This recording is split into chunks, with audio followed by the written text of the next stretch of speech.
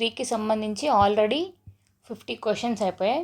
So totally 150 + 150 300 questions and ఇప్పుడు ఒక 150 questions. 51st question అండి. First Dalit story Vetti Madiga in Telugu literature was written by Bhagya Vemareddy. ఈయనకు ఒక స్టోరీ కూడా ఉందండి. ఈయన భాగ్యరెడ్డి వర్మ అని ఎందుకు పెట్టుకున్నారు, రెడ్డి అని ఎందుకు పెట్టుకున్నారు అని. అంటే ఈయన నేను ఇంటర్మిక్స్ ఒక్క కులానికే నేను సంబంధించినోడిని కాదు అన్నట్టు.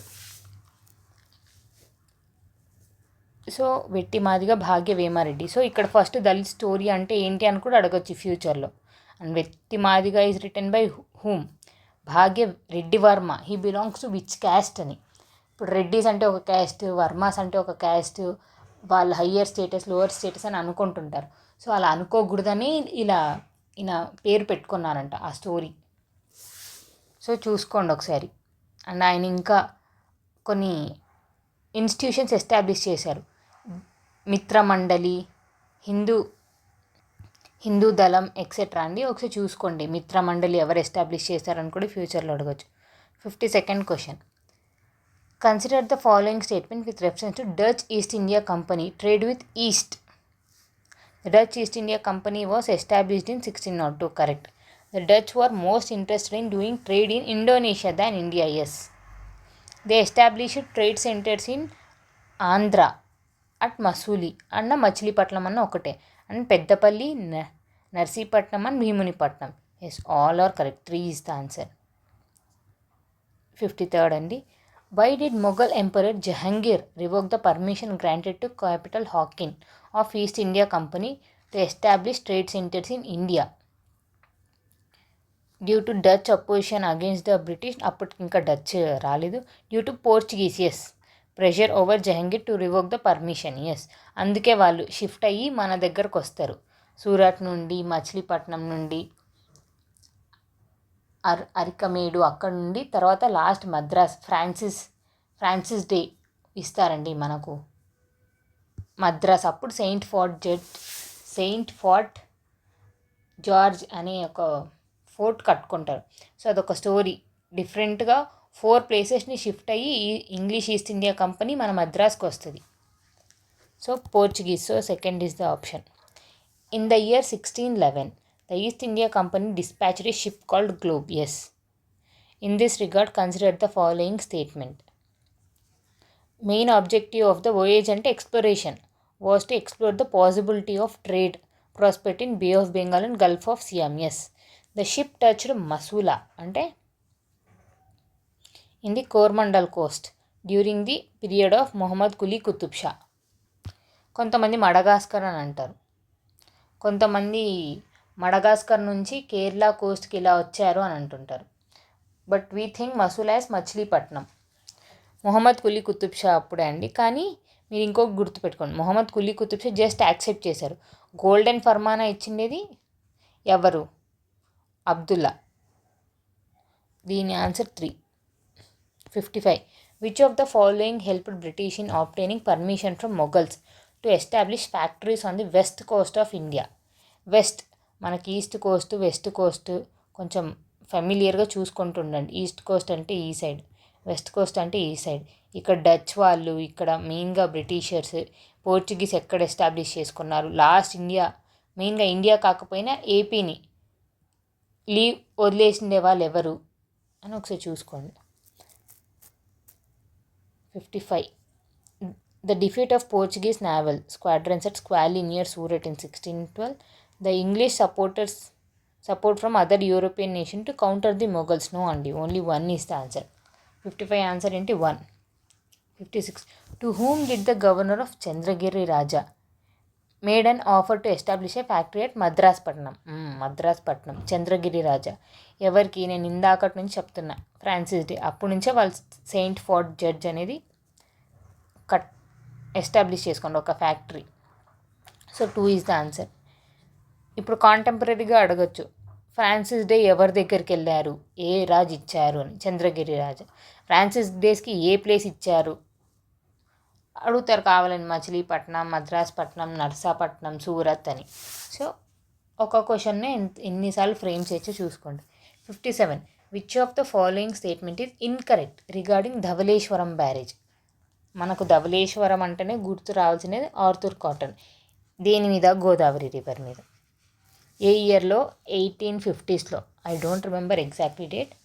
అలా మీకు కొన్ని ఫ్యాక్చువల్ డేటాస్ ఆటోమేటిక్గా వచ్చేసేయాలి.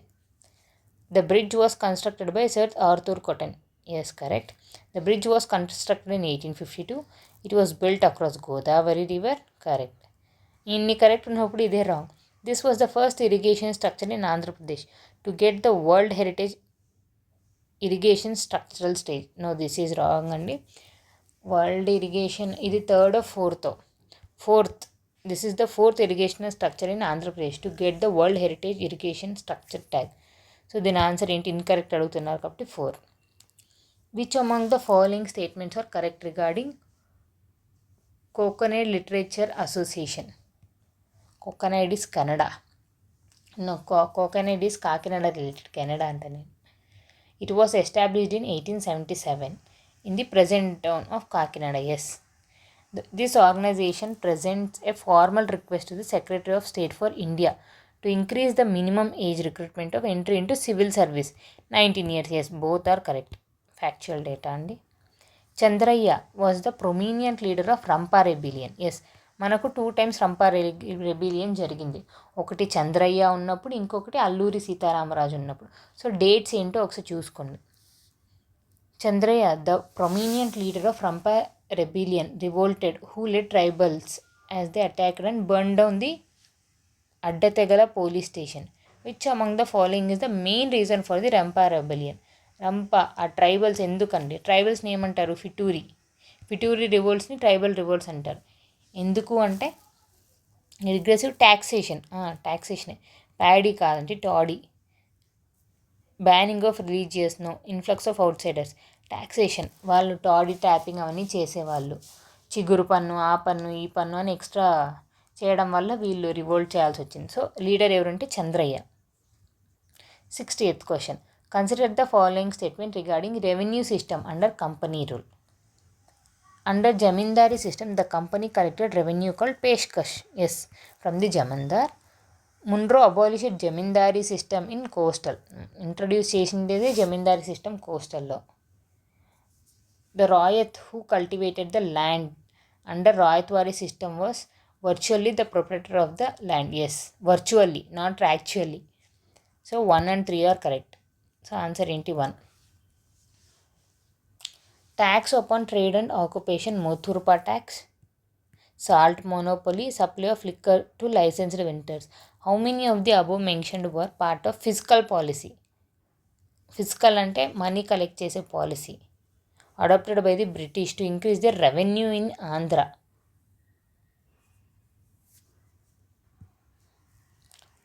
ఇవన్నీ వాళ్ళే చేశారు. అన్నీ సాల్ట్ మీద ట్యాక్స్, మోటూర్పా అంటే weaving tax, trade and occupation. Yes, 4. Consider the following statement. Andhra Patrika and కృష్ణపత్రిక actively voiced there opposition to the Rowlatt act through. Yes. Andhra Patrika ఎవరు రాశారండి? కృష్ణపత్రిక ఎవరు రాశారు? కృష్ణపత్రిక ఆల్రెడీ అందరికీ గుర్తుంటుంది. కొండ వెంకటప్పయ్య కింద ముట్నూరి కృష్ణారావు. ఆంధ్రపత్రిక కూడా చాలా ఇంపార్టెంట్ అండి. కాశీనాథ్ నాగేశ్వరరావు రాశారో ఎవరు రాశారో ఒకసారి చూసుకొని కామెంట్ సెక్షన్లో కామెంట్ చేయండి. గోష్ఠి పత్రిక అని కూడా ఒకటి ఉంటుంది, అది కూడా ఇంపార్టెంట్. అన్ని పత్రిక అని ఉంటుంది. సో అలా అన్నీ ఒక చోట రాసుకొని పెట్టుకోండి. The Andhra people included peasants responded enthusiastically to Gandhi's call for satyagraha against the Rowlatt Act. Yes, మన వాళ్ళంతా ఫుల్ యాక్టివ్గా పార్టిసిపేట్ చేశారు. So 3 is the answer. 63rd. The Khilafat movement initiated in 1919 aimed to preserve the authority of Ottoman Sultan. Khilafat తెలుసు కదండి. ఈ Muslims actually ఏంటి, Britishers అన్ని చోట్ల ఆక్యుపై చేయాలని అనుకుంటున్నారు. అలానే ఇటలీలో వీళ్ళకి హెడ్ ఖిలాఫత్ అని ఉండేవాళ్ళు. ఇటలీలో ముస్లిమ్స్ రూల్ చేస్తున్నప్పుడు ఖిలాఫత్ అనే ఒక కింగ్ని తీసేసేయాలి. కింగ్ అంటే ఆ పర్సన్ని వీళ్ళు ఖిలాఫత్ అని అంటుంటారు. తీసేసేయాలి, ఈ రూల్ని అబాలిష్ చేయాలి అంటే ముస్లిమ్స్ అంతా అగెన్స్ట్గా ఫైట్ చేశారు. అదే మూమెంట్ ఇక్కడ కూడా మన ఇండియాలో కూడా జరిగింది. The Khilafat movement initiated in 1919 aim to preserve the authority of Ottoman sultan as the capital of Islam. In this regard, consider the following statement with reference to Khilafat movement in Andhra Pradesh. Kadapa district was the center of Khilafat activity in the Andhra region, as it has large Muslim population in Andhra. కాదండి, it's wrong. ఇది సగం statement correct. Large Muslim population ఉన్నా కూడా active centre అవ్వలేకపోయింది. The movement was primarily led by Muslim and has limited participation of Hindus. కాదు, limited, ఇద్దరు ఈక్వల్గానే participate చేశారు, ముస్లిమ్స్, హిందూస్. అండ్ గోదావరి రీజియన్లో మెయిన్ సెంటర్గా అయ్యింది. గోదావరిలో తక్కువ మంది ఉన్న ముస్లిమ్స్ బాగా పార్టిసిపేట్ చేశారు. So 4 is the answer. 2 wrong. 65th, Chirala Perala. Chirala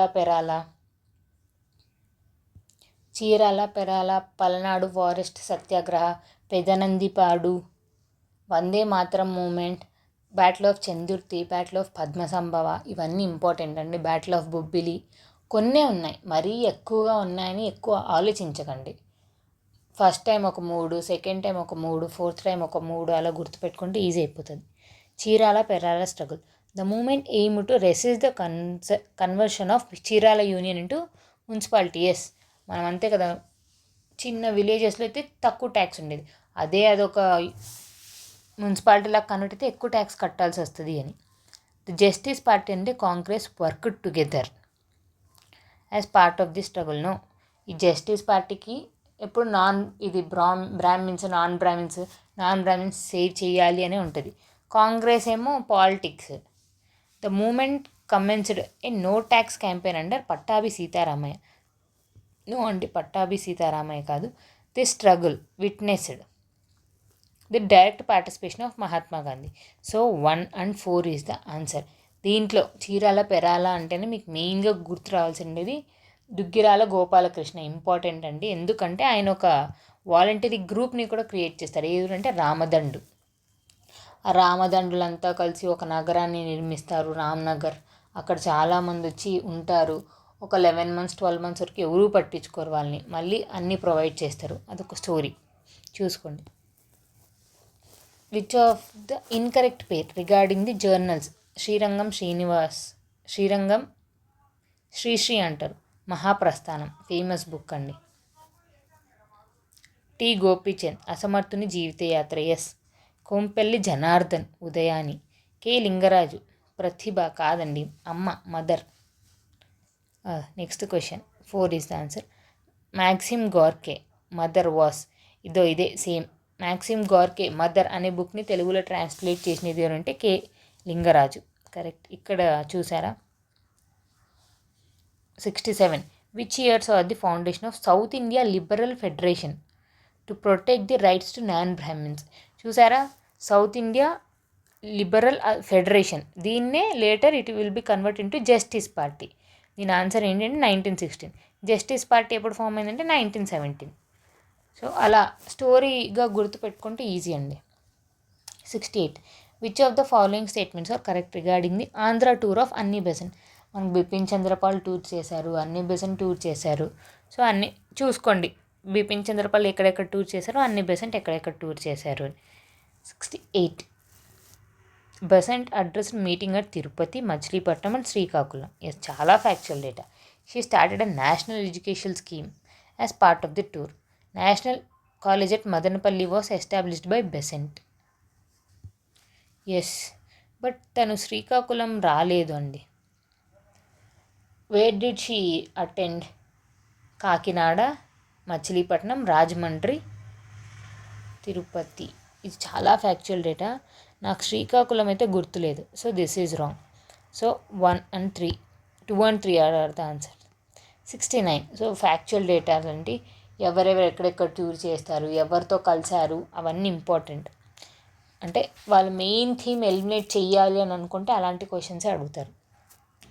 69. Which among the following statements are correct about Simon Commission visit in Andhra. మనకు మాంటెగ్యూ ఇండియాకి విజిట్ చేసినప్పుడు మనోళ్ళు వెళ్ళి మాట్లాడారు. గాంధీ ఎప్పుడెప్పుడు వచ్చాడు, బిపిన్ చంద్రపాల్ ఎప్పుడు వచ్చాడు, అవన్నీ ఇంపార్టెంట్, చూసుకోండి. సైమన్ కమిషన్ వచ్చినప్పుడు మనోళ్ళు ఎలా చేశారు, ఎక్కడ ప్రొటెస్ట్ చేశారు, ఏ రైల్వే స్టేషన్ దగ్గర ఆపేశారు, విజయవాడ రైల్వే స్టేషన్స్, అవన్నీ చూసుకోవాలి. Guntur and Ongole were selected by the British government for the visit of the commission. Yes, ఇప్పుడు చూసారా అన్ని బెసెంట్ ఎక్కడొచ్చింది, బిపిన్ చంద్రపాల్ ఎక్కడికి వచ్చాడు, సైమన్ కమిషన్ ఎక్కడికి వచ్చింది, అన్నీ ప్యారల్గా ఒక చార్ట్ లాగా రాసి చూసుకోండి, ఈజీ అయిపోతుంది. Guntur and Ongole were selected by the British government for the visit of the commission. Prakasam was given the title Andhra Kesari for his protest against the commission. Yes, Tanguturi Prakasam. So both are correct. 70. Mutnuri Krishna Rao was associated with which of the following publications. చాలా easy అండి, Krishna Patrika. Select the correct statement regarding outcomes of all India Congress committee session at Vijayawada in 1921. Congress committee session at Vijayawada, మన విజయవాడలో జరిగినది. Tilak Swaraj fund was created to raise the fund of 1 crore. రేపటి రోజున 2 crore 5 crores అని confuse చేస్తారు, 50 lakhs అని. So అది కూడా ఇంపార్టెంట్, తిలక్ స్వరాజ్ ఫండ్, లేకపోతే బిపిన్ చంద్రపాల్ ఫండ్ అని కూడా అంటారు. సో కొంచెం కాన్సన్ట్రేట్ చేసి చదవండి. Tricolour flag for Congress was design by Pingali Venkayya in this session. Yes, exactly ఇప్పుడు ఉండేలాగా డిజైన్ చేయలేదండి, అప్పుడు కొంచెం డిఫరెన్సెస్ ఉండే. So 3 is the answer. 71 3. అప్పుడు ఎవరు ప్రిసైడ్ చేశారు అదొకసారి చూసుకొని కామెంట్ సెక్షన్లో కామెంట్ చేయండి, ఎందుకంటే మన విజయవాడలో జరిగినప్పుడు అక్కడ ఎవరు ప్రిసైడ్ చేశారో కూడా చూసుకోవాలి. Who among the following was the major reason for the forest Satyagraha Palnadu. Reason ఏంటి? పల్నాడు సత్యాగ్రహ కూడా చాలా ఇంపార్టెంట్ అండి. అక్కడ హీరో ఎవరు అంటే కన్నేగంటి హనుమంతరావు, ఇంపార్టెంట్. చీరాల, పెరాల, పలనాడు అండ్ పెదనందిపాడు, ఈ 3 ప్యారలల్గా ఇన్ ద సెన్స్ ఒకే టైం పీరియడ్లో కొంచెం ఇంచుమించు అలా ఇలా కాకుండా జరిగినాయి. సో చూసుకోండి. Laying of railway lines through the tribal areas కాదు. Imposition of grazing tax, yes, by the government. ఇలా మీకు కన్ఫర్మ్, కానీ అన్ని ఆప్షన్స్ చదవండి. Deforestation for development by British, no. Dam construction, కానీ మీకు 100% షూర్, ఇంకా దీనికి మించి పర్ఫెక్ట్ ఆన్సర్ లేదు అని అనిపిస్తే పెట్టేసేయండి. ఇక్కడ ఎవరు పల్నాడుకి హీరో ఎవరు అంటే Kanneganti Hanumantha Rao. Which among the following statements are correct with respect to no tax campaign at Pedanandipadu. పెదనందిపాడులో హీరో ఎవరు చూసి ఆన్సర్ చేయండి, అన్నీ నేనే చెప్పాలా? ఒక హింట్ అయితే ఇస్తాయి, వీరయ్య చౌదరి అని ఉంటుంది. No tax campaign of Pedanandipadu was directly organised by the Indian national Congress. అసలు వాళ్ళ ఇన్వాల్వ్మెంటే లేదు.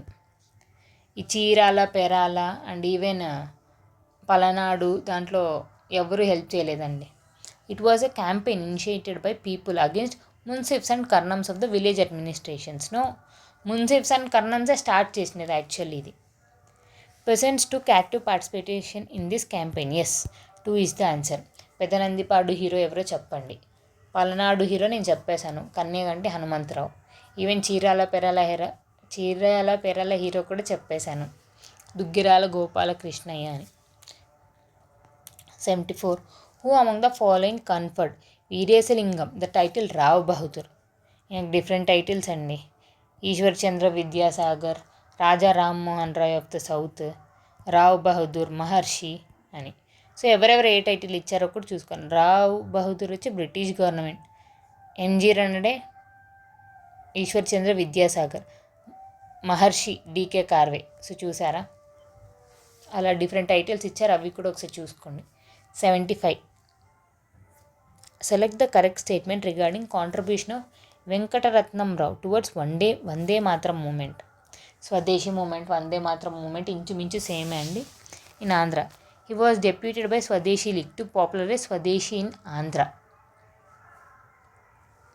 Yes, Venkataratnam Rao. He toured entire coastal Andhra and Rayalaseema to popularise Swadeshi. No, he did not. So only 1 is the answer. 75. ఇంకా రెస్ట్ ఆఫ్ ద క్వశ్చన్స్ వేరే పార్ట్లో చూద్దామండి.